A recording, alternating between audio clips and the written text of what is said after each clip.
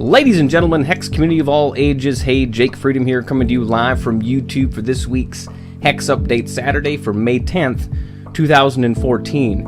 And as most of you probably know, tournaments are finally back up and running. Sealed, draft, constructed, all are running well. I think those were put back into play on Thursday, I believe it was. And as far as I can tell, things are going pretty smoothly. At first, there were a few tournaments that were bugging out. They wouldn't go to the final round, things like that. So I just asked in general chat. I was like, hey, how are tournaments doing? Are most of them completing, or is there just a select few that aren't going on to the final round? And everybody said the exact same thing. They said, oh, it's just a select few that aren't actually working.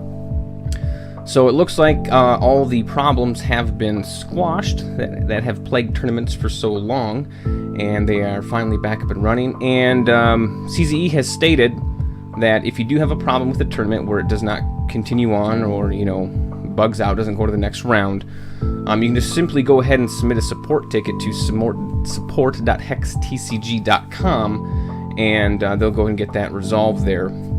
The amount of time it'll take, I'm not really sure. I haven't had to actually do that yet.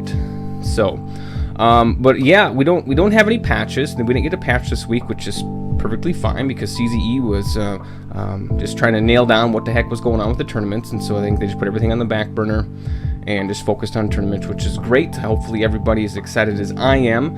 I have not yet had a chance to actually get into a draft. Things have been a little busy around here, so hopefully today, this weekend sometime, we can actually get in there and actually do some drafting, as I've been waiting for it, just as you have.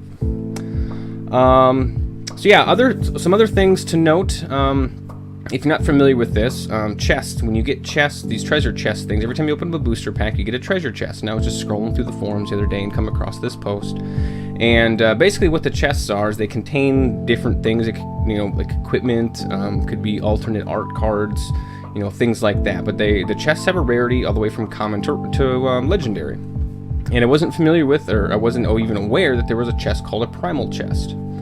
And basically what you can do with these chests is you can actually take them to the Wheels of Fate, and you can roll these chests for an X amount of gold. Like if you have a common chest, you can re-roll that to possibly make it an uncommon chest, just to get better loot and things that are inside of it.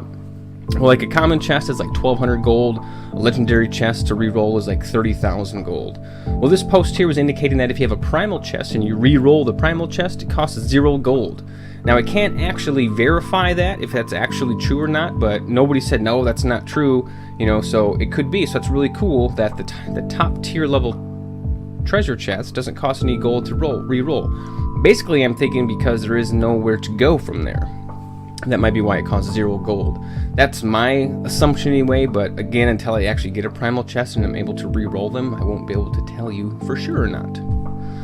Another thing too, another website came out. There's tons of Hex websites, and this one here was just released on the other day. I was just cruising through the forums there again. It's hextex.tv. And it looks pretty interesting website, just your basic, hey, here's, some things about Hex, here's some articles, here's some deck techs, things like that. And it's put together by like 6 or 7 guys. And they all have a varying range of experience when it comes to TCGs or digital TCGs and what have you. But I wasn't drawn there because of the articles. I was drawn there because they had one article in particular, and it was a spoiler to show one card from set 2, a PvP card. And I was like, oh, I want to check that out. Let's take a look. I know there's been some other cards that have been, peeked at, and I don't know where I've seen them, but this is the only one that came to mind right now. And it's a really neat card, I think so anyway. And I'll go ahead and show it here for you. This card here is Mentor of the Song, and basically it's a 3-cost, 1 threshold, 2/1 troop. But when he dies, he transforms into the Oracle Song, and you get it returned to your hand. And everybody knows the Oracle Song is you can draw 1 card. And this card here, Mentor of the Song, fits right in real well. 3 cost, 1 threshold, so he makes him very easy to put into other decks.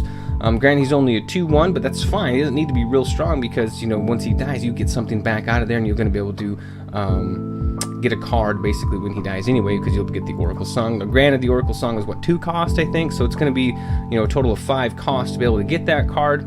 but in the, you get a card and you get a 2/1 troop out in the field. So I think it's a really great value for what you actually get. So yeah, I like that card a lot.